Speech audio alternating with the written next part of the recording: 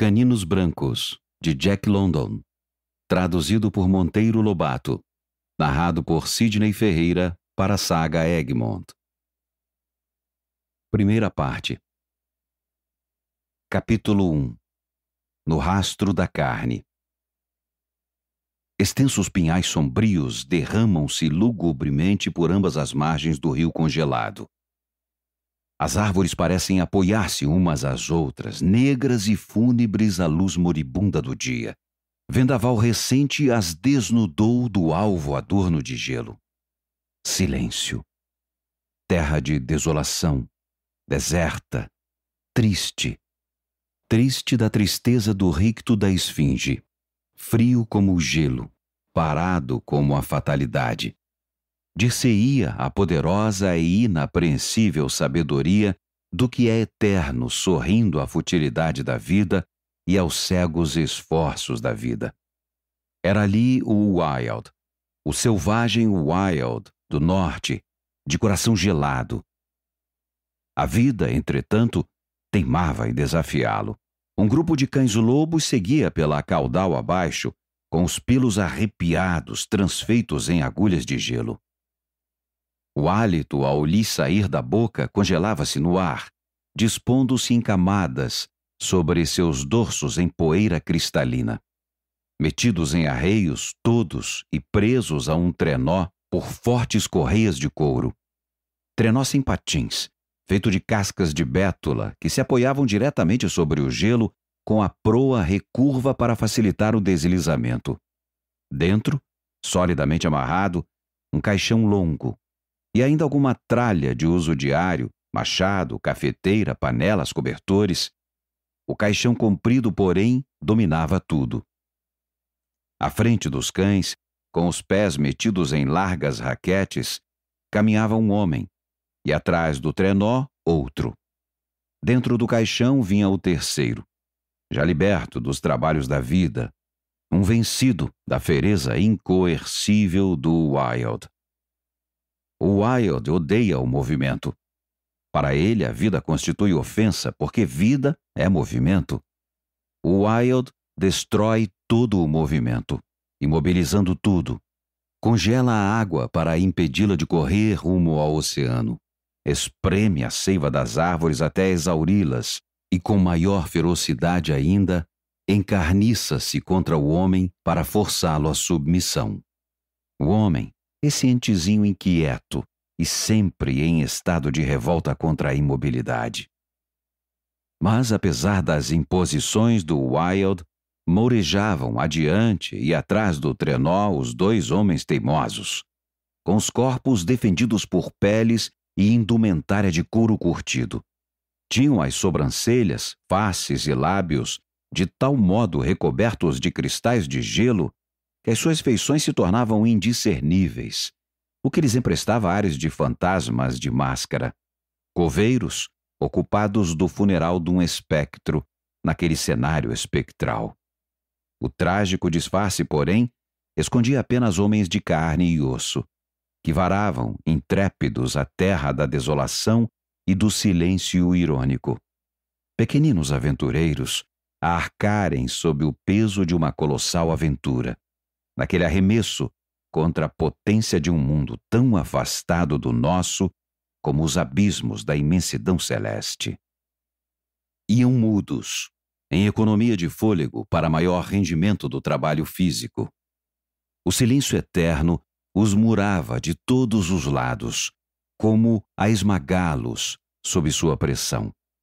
Silêncio tangível, que lhe afetava o espírito, como o peso da água afeta o corpo do mergulhador. Silêncio que os espremia, como faz o espremedor a fruta imprensada entre suas conchas, libertando-os de todos os falsos ardores e exaltações, de todos os mesquinhos sentimentos humanos, até pô-los enxutos e minúsculos como o grão de areia que vai de roldão num redemoinho de elementos e forças cegas. Uma hora passou-se, e depois outra. A lua pálida do dia curto e sem sol começava já a esvair-se quando um uivo longínquo, flébio, ressoou no ar imóvel. Subiu de tom, alcançou a nota mais alta, e aí persistiu por segundos, palpitante e tenso, para depois morrer gradativamente. Dir-se-ia uivo de alma penada, se não tivesse um quê de ferocidade e fome. O homem da frente voltou-se para o companheiro lá atrás, trocando ambos um comentário mudo. Segundo o uivo ergueu-se, que furou o silêncio numa agulhada. Os homens localizaram-no, vinha de trás, da vasta esteira de neve já percorrida. E agora, terceiro uivo, vindo também de trás, mas de ponto diferente. Já estão seguindo a nossa pista, Bill, disse o da frente com voz quase irreal que traía canseira. A carne anda escassa, comentou o homem de trás. Faz já dias que não vejo um coelho sequer, nem rastro. O companheiro encarou-o com olhos inquiridores, como surpreso de vê-lo duvidar da sabedoria dos cães. Calaram-se, com os ouvidos alerta para os uivos insistentes. Ao cair da noite, os cães foram tangidos para debaixo de um grupo de pinheiros, à beira do rio, ponto escolhido para acampamento. O caixão funerário veio para perto da fogueira, servindo de assento e mesa há um tempo, e os cães acomodaram-se junto ao fogo, rosnando e brigando entre si, sem nenhuma demonstração de quererem afastar-se. Parece-me, Henry, que eles estão hoje mais achegados a nós do que de costume, observou Bill, indicando os cães. Henry concordou com um gesto de cabeça, ocupado que estava em derreter um pedaço de gelo para o café. Só falou depois de concluir a tarefa, quando veio sentar-se no caixão para dar começo ao repasto. Eles sabem que aqui estão com a pele mais segura, disse, levando à boca a primeira garfada. Preferem ficar onde há de comer a irem para onde podem ser comidos. São previdentes os cães. Bill meneou a cabeça e murmurou cético. Não sei, Henry, disse Bill, mastigando lentamente as favas que comia. Notou como se comportaram hoje quando lhes dei comida? Como sempre, respondeu Henry, que não notara coisa nenhuma.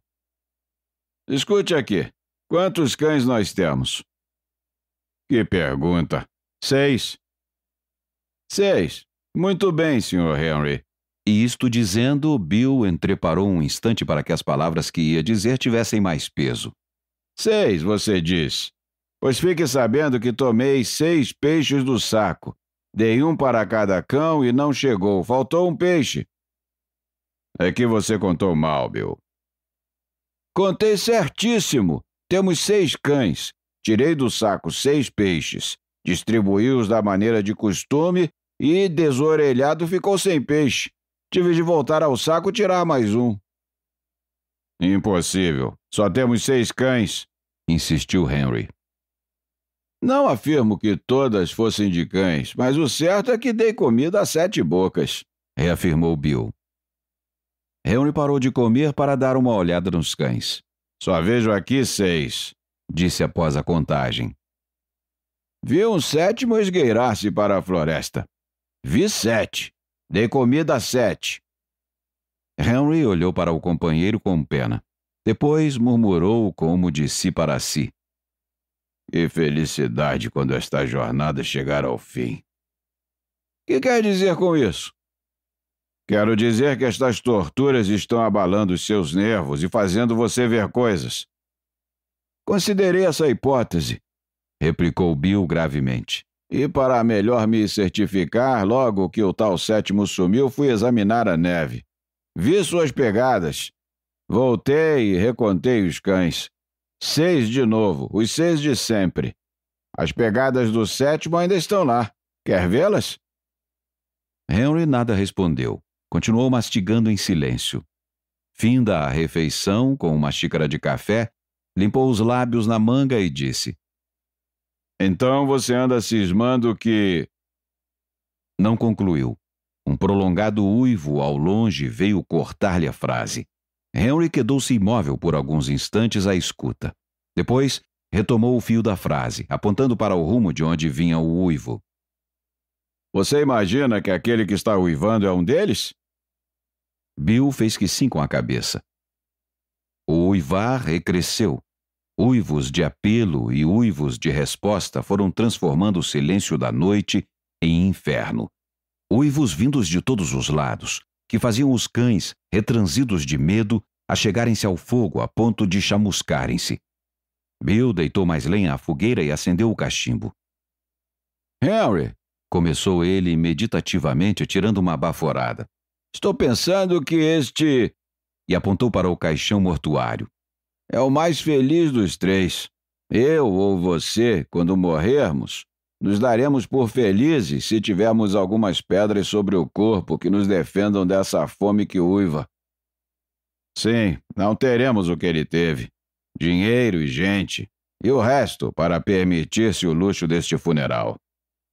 O que me impressiona, Henry, é que um homem deste naipe que foi fidalgo ou não sei o que em sua terra e que só conheceu felicidades na vida, tivesse vindo a se meter neste fim de mundo que Deus esqueceu. Não entendo isto. De fato, teria vivido até o fim da vida se não saísse da sua terra, concordou Henry.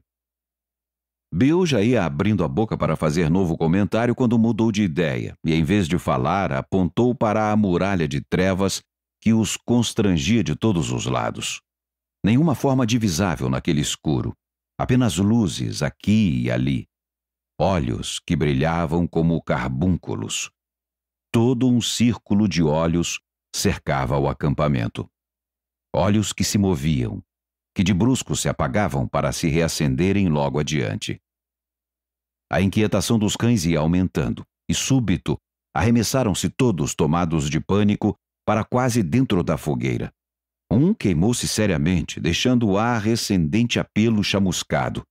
Esse tumulto dos cães fez o círculo de olhos recuar, como que também amedrontado, mas logo depois voltou à posição primitiva.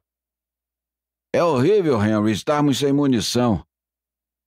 Bill, que terminara de fumar seu cachimbo, ajudou o companheiro a fazer a cama de peles sobre um leito de galhos de pinheiros. Depois ouviu dele uma pergunta grunhida. Quantos cartuchos restam, afinal? 3, foi a resposta de Bill.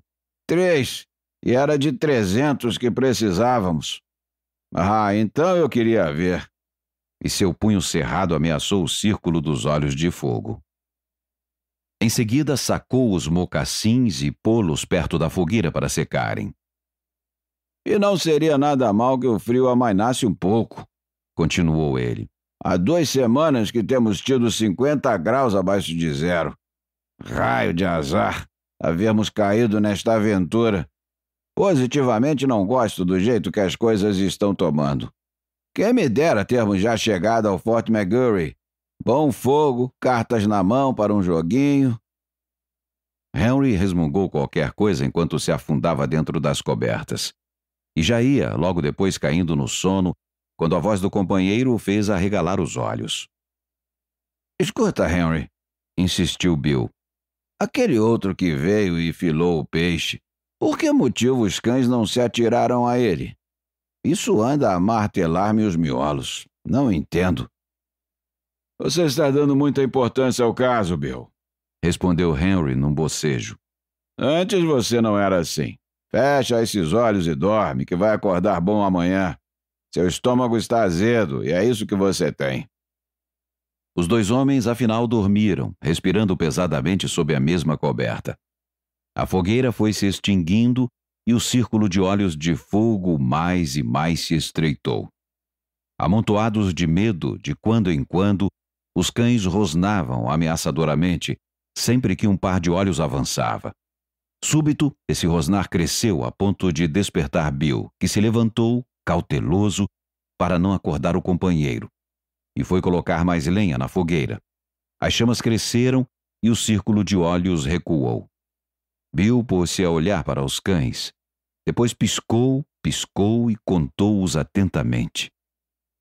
Henry! Gritou ele, voltando-se para a cama. Acorda, Henry! Que há? Indagou ele, estremunhado. Que são 7 outra vez. Acabo de contá-los. Henry passou recibo à informação com um ronco que o remergulhou no sono interrompido. E foi quem primeiro despertou pela madrugada, pondo o companheiro fora da cama. Eram 6 horas e o dia só despontava às 9. Apesar do escuro, Henry pôs-se a preparar o almoço, enquanto Bill enrolava a cama e arrumava os tarecos no trenó para o prosseguimento da viagem. Escuta, Henry, disse ele, sempre aferrado ao mesmo assunto. Quantos cães você acha que temos? 6, ora essa. Errou! Exclamou Bill em triunfo. Você está com a ideia dos 7 novamente, não é? Não, temos 5 apenas. Um fugiu. Com 600 milhões de diabos! Gritou Henry, furioso, pulando dali para recontar os cães. Realmente, confirmou logo em seguida. Falta um, o Gordura. Sumiu sem deixar rastro. Raio de azar! Berrou Henry. Os lobos o engoliram vivo. Aposto que desceu pela garganta deles latindo. O Gordura foi sempre um pouco aluado, disse Bill. Mas não a ponto de suicidar-se dessa maneira, retrucou Henry. É bastante estranho isso. Continuou, correndo os olhos pelo remanescente da matilha, em rápida análise das peculiaridades do caráter de cada um. Não vejo aqui outro capaz de semelhante loucura. Sim, concordou Bill. Os que restaram não arredam de perto da fogueira nem a pau. O Gordura foi sempre um estourado. Nisso consistiu o epitáfio de um cão perdido nas planuras das terras do norte. Epitáfio menos breve, aliás, que o de muitos homens que também por lá se extinguiram. Capítulo 2. A loba. Devorado o almoço e toda a tralha metida no trenó, os homens deram as costas à fogueira e mergulharam no escuro envolvente. Nesse instante, recomeçou o coro de uivos lamentosos, uivos de apelo e resposta. A conversa dos 2 homens cessou. Caminharam em silêncio até as 9, hora em que a luz começava a romper. Ao meio-dia, o sol tingiu de róseo o céu sul, tom que breve se desfez em cinza e durou até as 3 da tarde. A luz então morreu e a comprida noite ártica caiu sobre a terra muda e solitária. Logo que sobreveio a noite, os gritos de caça, à direita e à esquerda, adiante e atrás, foram se aproximando, tanto que por várias vezes puseram em pânico a matilha. Ao final de um desses momentos de pânico, depois que os 2 homens restabeleceram a ordem, Bill observou. Que bom se fossem caçar bem longe daqui e nos deixassem em paz. Realmente, concordou Henry. Essa insistência faz mal aos nervos. Foi tudo quanto disseram até a hora de armar acampamento. Um pouco mais tarde, Henry estava às voltas com a sua panelada de sopa quando ouviu um tumulto. Correria, ganidos de dor e berros de Bill lá entre os cães. Ergueu a cabeça ainda a tempo de vislumbrar um vulto esgueirante que sumia na neve rumo ao escuro. Depois viu Bill vitorioso no meio da matilha, embora desapontado. Tinha na mão direita um porrete e na esquerda um rabo de peixe seco. Só salvei o rabo do peixe, gritava Bill. O ladrão levou o resto, mas pagou o jantar. Lá vai ele uivando ainda. Está ouvindo? Que jeito tinha o ladrão, Bill? Não pude perceber bem, mas que foge sobre 4 patas e tem focinho e pelo de cão, isso eu sei. Pode ser algum lobo domesticado. Domesticadíssimo.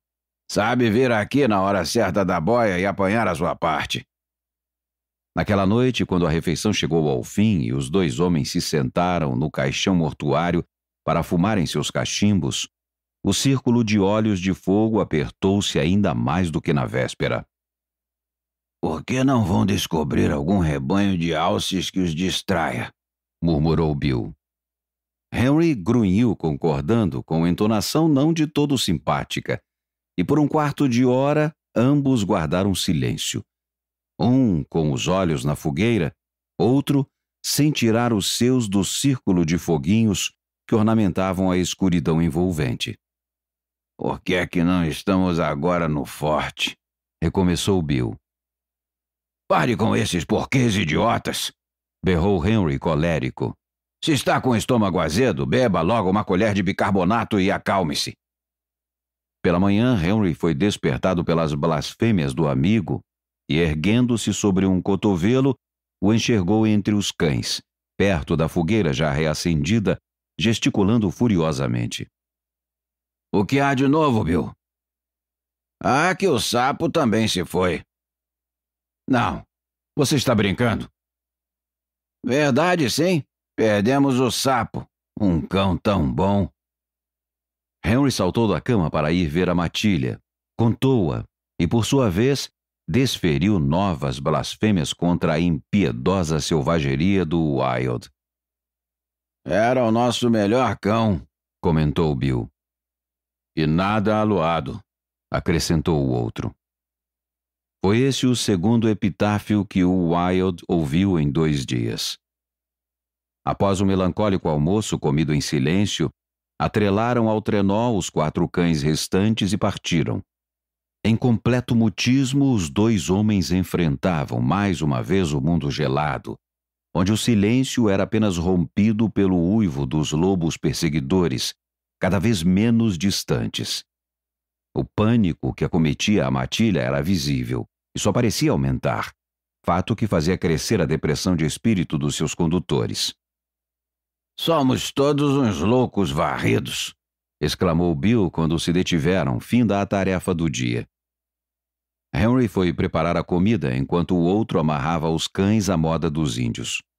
Consiste essa moda em atá-los pela coleira a bastões com cerca de 1,5 metros de comprimento, por sua vez bem embutidos em estacas. Desse modo, os cães não podiam alcançar e roer as correias de couro. É um meio de lhes impedir a fuga. Desorelhado me causa apreensão, comentou Bill ao voltar. Ele sabe cortar couro como se usasse navalhas na boca. Mas desta vez nem ele, nem nenhum outro fugirá. Não tomarei café amanhã cedo se algum escapar esta noite, concluiu, orgulhoso do serviço feito. Os lobos parecem saber que estamos desarmados, observou Henry com os olhos no círculo de fogo. Se pudéssemos mimoseá-los com um pouco de chumbo, estou certo de que nos respeitariam um pouco mais. Estão se aproximando muito. Olhe bem para ali, Bill. Repare naquele... Por alguns instantes, os 2 homens se distraíram observando o movimento das formas vagas que se entremostravam no escuro. Firmando a vista num par de olhos de fogo, tornava-se possível, depois de alguns segundos, divisar vagamente o vulto do seu portador. Percebiam também que esses vultos se mudavam às vezes de um ponto para outro. Algo entre os cães lhes desviou a atenção. Desorelhado estava emitindo uivos lamentosos, com repetidos arrancos para safar-se da peia. Repare naquilo, Bill, disse Henry baixinho. Referia-se a um vulto de lobo que se havia destacado do círculo de olhos e que com 1000 cautelas vinha se achegando à matilha, enquanto o desorelhado redobrava os esforços contra a peia, como querendo juntar-se ao intruso. Vê, murmurou Bill. Desorelhado não mostra medo nenhum. É uma loba, sussurrou Henry. E isso explica a fuga de gordura e de sapo. Serve de chamariz para a alcateia. Atrai os cães para fora do acampamento a fim de que toda a malta lhes caia em cima. A fogueira estalejou. Um grande tição rolara de banda emitindo um jato de faíscas, o que fez o intruso recuar de salto para as espessas trevas. Henry, estou pensando uma coisa. Diga. Estou pensando que foi esse lobo o que levou as minhas pauladas. Disso não tenho a menor dúvida. Gostou e vem pedir mais. E noto ainda, continuou Bill, que é animal familiarizadíssimo com acampamentos. Tem larga experiência e muito cinismo. Não há dúvida de que tem mais experiência que o comum dos lobos, concordou Henry. Lobo que vem meter-se com os cães à hora da comida é um lobo especial, um lobo sabido. O velho Wieland teve um cão que se alongou entre lobos, referiu Bill. Sei disso porque eu mesmo dei cabo dele na pastagem de alces em Little Stick. O velho Wieland chorou que nem criança quando soube, embora estivesse com esse cão fora de casa havia mais de 3 anos. Penso que você decifrou o mistério, Bill. Este lobo número 7 não é lobo nada, e sim cão que já comeu muito peixe seco dado pela mão de homem. Ah, mas se põe mais unhas nele, transformo-o em comida para a matilha, declarou Bill. Impossível continuarmos perdendo mais cães. Basta! Mas o que você pode fazer com 3 cartuchos apenas, Bill? Esperarei o momento para um tiro certeiro, foi a resposta. Pela manhã, Henry alimentou a fogueira e preparou o almoço como de costume, ao som dos roncos do companheiro. Você está dormindo demais, homem, exclamou ao despertá-lo para a comida. Vamos, levante! Bill atacou o almoço ainda bocejando de sono. Súbito, notando que a sua caneca de café nada tinha dentro, fez menção de apanhar a cafeteira, mas como ela estivesse fora de alcance, espichou a caneca para o companheiro, dizendo: Você se esqueceu de mim hoje, Henry. Não há café para você, Bill, respondeu este.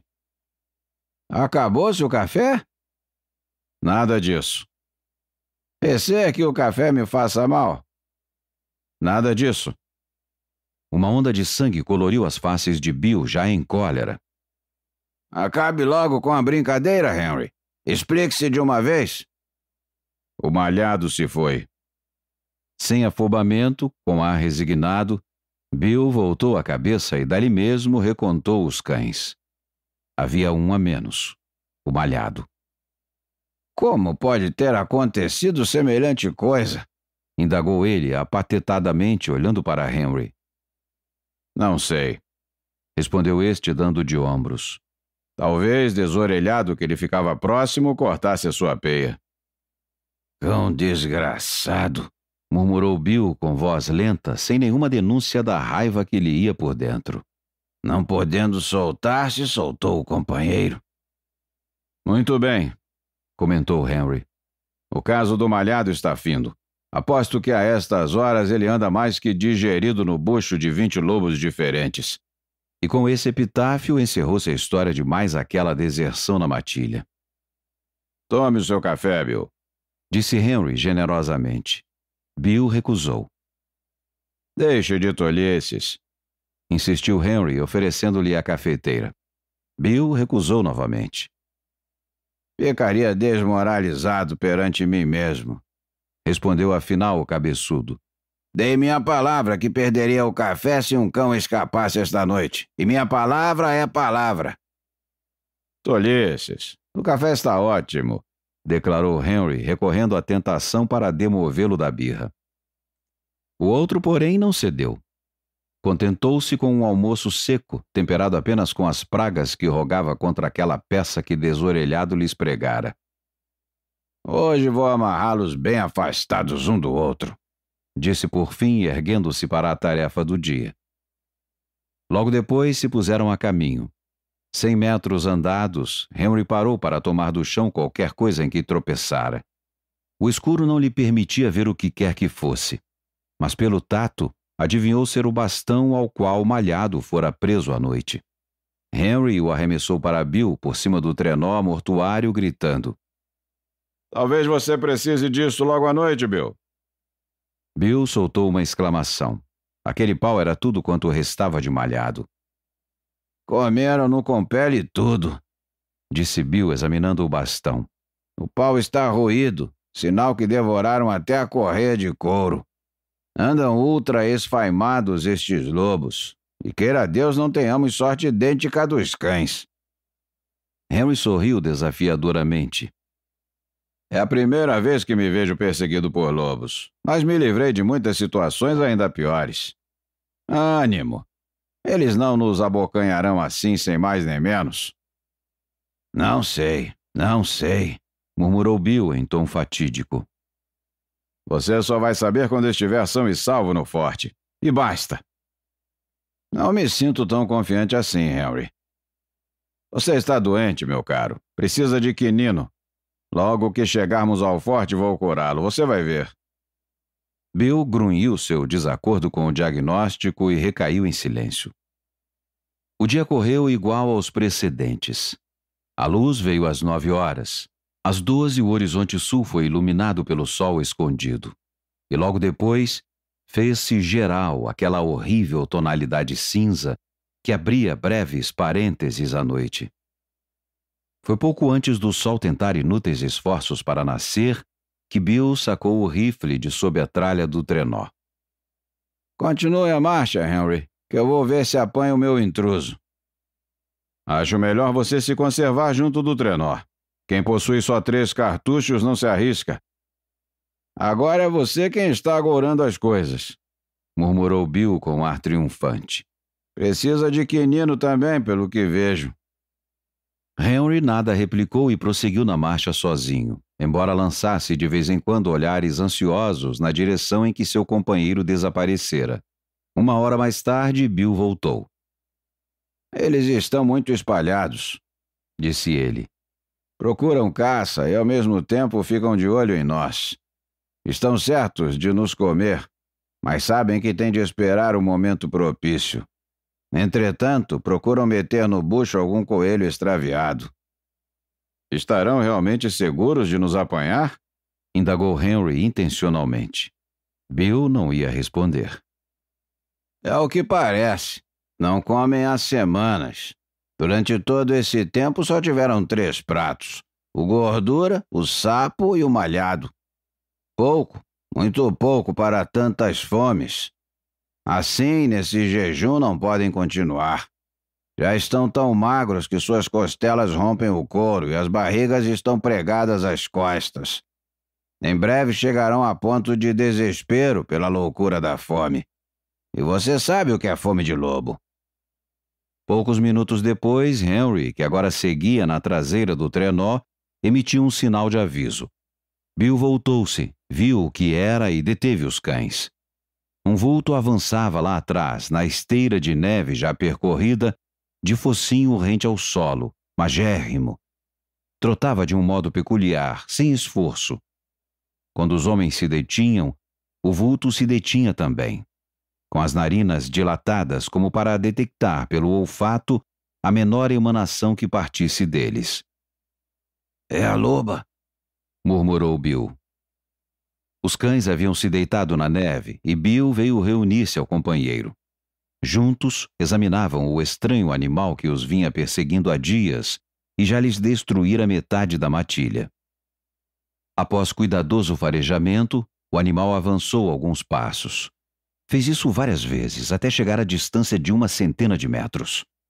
Aí parou, de cabeça erguida, rente a um grupo de pinheiros, e com os olhos e o olfato em alerta, estudou o aparelhamento dos 2 homens. Olhava-os de um modo estranhamente atento, mas no qual não existia nada da atenção afetiva dos cães. Era a atenção da fome, cruel como caninos de fera e impiedosa como a neve. Parecia muito desenvolvido para ser lobo, ou então seria um lobo dos mais desenvolvidos da espécie. Parece ter 1,5 metros de comprimento, comentou Henry. A cor não é de lobo, advertiu Bill. Nunca vi lobo desse tom avermelhado. Lembra a cor da canela. Não era a cor de canela o animal. Tinha a pelagem dos lobos, nos quais o tom cinzento predomina. O avermelhado corria por conta da ilusão de ótica. Dá a ideia de um grande cão de trenó, disse Bill. Não me surpreenderia vê-lo mover a cauda. Bill ameaçou-o com o punho cerrado e gritou-lhe alguns insultos em voz bem alta. O animal não denunciou medo nenhum. Apenas redobrou o estado de alerta. Continuava a mirá-los com a atenção que só a fome em último grau dá. Aqueles homens significavam carne, coisa muito séria para um animal faminto. Certamente que atacaria para os devorar se tivesse chance. Olha, Henry, disse Bill instintivamente baixando a voz como para não perturbar o pensamento que lhe ia pela cabeça. Temos 3 cartuchos e o alvo está em ponto de tiro. Não há como errar. Já nos roubou 3 cães. Isso precisa ter fim. O que me diz? Henry consentiu, e Bill retirou cautelosamente o rifle do trenó. Mas a arma não chegou a repousar em seu ombro. A loba desaparecera de um salto. Os homens entreolharam-se. Eu devia ter previsto isso, murmurou Bill desapontado, repondo o rifle no trenó. Um lobo que sabe vir filar comida na hora certa também sabe algo a respeito de armas. Juro, Henry, que é essa criatura que está nos causando todos esses males. Se estamos com 3 cães apenas dos 6 que trazíamos, a culpa cabe a ela somente. Tenho de dar cabo de semelhante inimiga. É muito esperta para ser apanhada em campo aberto. Vou tocaiá-la e matá-la, tão certo como me chamo Bill. Mas não vá muito longe. Se o bando se lançar sobre você, 3 cartuchos valerão tanto como 3 pulos na direção do inferno. Estão famintos demais. E se te pegam de jeito, ai de você. Acamparam mais cedo aquela noite. 3 cães apenas não podiam puxar o trenó tão depressa e tantas horas como 6, e eles sentiam-se cansados. Deitaram-se também mais cedo, tendo o cuidado de verificar se os cães estavam bem seguros e fora de recíproco alcance. Os lobos, todavia, iam se tornando cada vez mais ousados, o que obrigou os 2 amigos a levantarem-se várias vezes durante a noite. Tanto se aproximaram do acampamento que o pânico dos cães chegou ao auge. Foi preciso conservar a fogueira sempre viva, único meio de os manter à distância. Tenho ouvido de marujos histórias de tubarões que seguem os navios, observou Bill numa das vezes em que, depois de atiçada a fogueira, voltou para debaixo das cobertas. Os lobos são os tubarões da terra. Conhecem o seu negócio melhor do que nós. E se estão nos seguindo desta maneira, não é por esporte apenas. É porque estão certíssimos de nos apanhar, Henry. Já apanharam você pela metade, convencendo-o disso, Bill, replicou o outro. Um homem pode considerar-se meio comido quando começa a pensar assim. Você já está devorado pela metade, Bill. Os lobos já comeram muita gente melhor do que nós. Oh, pare com esses agouros. Já estão me aborrecendo. Henry, em cólera, voltou-lhe as costas, mas surpreendeu-se de que o companheiro não mostrasse igual sentimento. Bill não costumava agir assim, impetuoso como era e sensível à menor observação. Henry pensou nisso algum tempo, e quando seus olhos foram se fechando, a ideia que lhe boiava na cabeça era esta: Bill está visivelmente abalado de espírito. Terei trabalho amanhã para consertá-lo. Capítulo 3. O grito da fome. O dia começara auspicioso. Não haviam perdido nenhum cão durante a noite, de modo que foi com o espírito mais aliviado que se puseram a caminho para a nova jornada através do silêncio, do escuro e da algidez envolvente. Bill parecia ter melhorado de ânimo, e quando, ao meio-dia, aconteceu do trenó revirar-se num mau passo, recebeu com pilhérias o acidente. Foi atrapalhada séria, entretanto. O trenó virara completamente e ficara entalado entre um pinheiro e uma grande pedra, forçando-os a desatrelar os cães. Estavam os 2 homens ocupados nisso, quando Bill percebeu que Desorelhado se esgueirava para fugir. Aqui, Desorelhado! Gritou ele, correndo atrás do cão. Mas o cachorro disparou pela neve afora, mesmo arriado. Lá atrás, na esteira por onde passara o trenó, estava a loba à sua espera. Ao aproximar-se do chamariz, Desorelhado pareceu hesitar. Entreparou. Olhava-a fixamente, embora duvidoso. O desejo o impelia. A loba, como que risonha, mostrava-lhe os dentes, sem ricto de ameaça. Súbito, moveu-se em direção do cachorro, deu alguns passos e deteve-se. Desorelhado fez o mesmo, sempre alerta e cauteloso, com as orelhas a prumo, cauda e cabeça erguidas. Procurou farejá-la no focinho, mas a loba retraiu-se em negaça tímida. Cada avanço por parte do cachorro era seguido de um recuo por parte dela. Passo a passo ia-o atraindo para mais longe dos homens. Em certo momento, como se um raio de previsão lhe passasse pela inteligência, o cachorro volveu os olhos para trás, para o trenó emborcado, para seus companheiros de trela, para os 2 homens que o chamavam. Qualquer, porém, que fosse a ideia nesse momento formada em sua cabeça, a loba a dissipou com os seus manejos amorosos, adiantando-se e farejando-lhe o focinho. Em seguida, reiniciou a manobra do oferece e recua, afastando-o ainda mais do acampamento. Bill procurava o rifle entalado sob o trenó e quando, com o auxílio do companheiro, conseguiu retirá-lo, o cão e a loba estavam muito juntos para que um deles somente pudesse ser alvejado. O cão compreendeu muito tarde o erro que havia cometido. De súbito, os 2 homens viram-no voltar-se nos pés e lançar-se em louca corrida rumo ao acampamento. Imediatamente surgiram dos 2 lados da esteira de neve uma dúzia de lobos a lhe cortarem a retirada. A amorosa gentileza da loba desaparecera. Com um arreganho feroz, lançou-se também sobre o cachorro, que a repeliu de um tranco e procurou alcançar o acampamento pelo caminho que lhe pareceu possível. Mais lobos surgiam, entretanto, como brotados da neve, e juntavam-se aos primeiros para a caçada ao cachorro.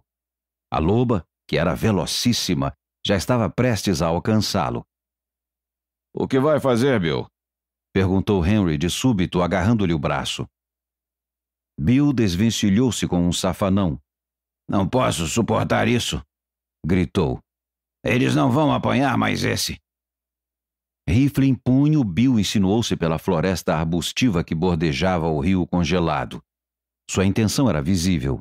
Tomando o trenó como o centro do círculo que na sua fuga desorelhado estava descrevendo, Bill planejara esperar num ponto onde breve os corredores iriam chegar. Com os tiros que lhe restavam, talvez fosse possível amedrontar os lobos e salvar o cão. Vamos, Bill, gritava Henry. Cuidado, não se arrisque. Gritado o conselho, Henry sentou-se no trenó e esperou. Nada mais lhe restava a fazer. Bill já sumira de sua vista. Mas desorelhado reaparecia aqui e acolá, através dos vãos entre os arbustos da floresta. Henry julgou o caso perdido. O cão sabia o tremendo perigo que corria e por isso dava o máximo de si. Mas tinha a má sorte de correr em círculo mais amplo do que o descrito pelos seus perseguidores. Era ingenuidade admitir que ele pudesse se distanciar dos lobos a ponto de conseguir desviar de súbito rumo ao trenó. As linhas desenhadas pelos corredores no branco da neve iam se aproximando rapidamente de um ponto. Em dado momento, através dos troncos dos pinheiros, Henry pôde vislumbrar que a alcateia, Desorelhado e Bill estavam prestes a se chocar. Isso aconteceu mais rápido do que ele previu. Um estampido reboou, e mais 2 logo em seguida. Estava esgotada a munição de Bill. Em seguida, um grande clamor de arreganhos e latidos ferozes. Henry pôde distinguir um grito de dor e pânico do cachorro, logo abafado por um arreganho de lobo que agarra a presa. Nada mais. O clamor cessou de chofre, e mortal silêncio recaiu sobre a floresta. Henry quedou-se algum tempo à espera, de ouvido alerta. Era inútil ir sondar o que havia sucedido. Adivinhava-o, como se tudo houvesse transcorrido diante dos seus olhos. Em certo momento, ergueu-se e agarrou precipitadamente o machado. Mas voltou atrás, refletindo melhor, e sentou-se de novo, com os 2 cães restantes tremendo a seus pés.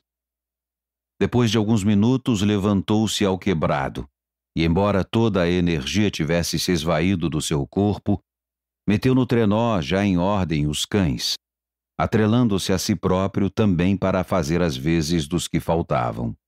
Não caminhou muito. Aos primeiros sinais da noite, acampou. tendo o cuidado de amontoar para a fogueira noturna a maior quantidade de lenha possível. Não iria, entretanto, dormir em paz. Antes que seus olhos começassem a se fechar, os lobos reapareceram e chegaram mais próximo do que nas noites anteriores. Não era necessário nenhum esforço da vista para divisar-lhes os vultos. Estavam em estreito círculo, exatamente no... Esperamos que você tenha gostado desta prévia. Para continuar ouvindo este audiolivro no Google Play Livros, use o link na descrição do vídeo.